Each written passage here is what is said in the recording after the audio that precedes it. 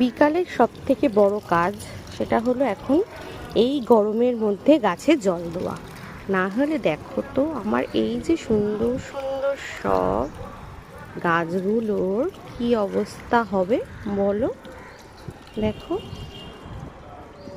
চারিদিকে, দেখেছো?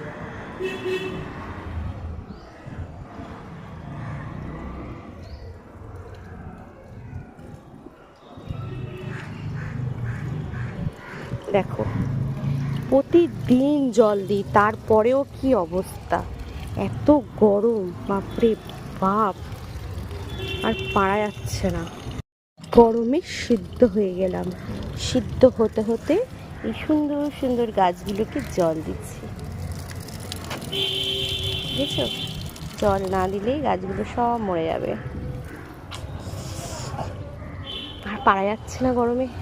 ঠাকুরকে বলো, ঠাকুর একটু বৃষ্টি দাও।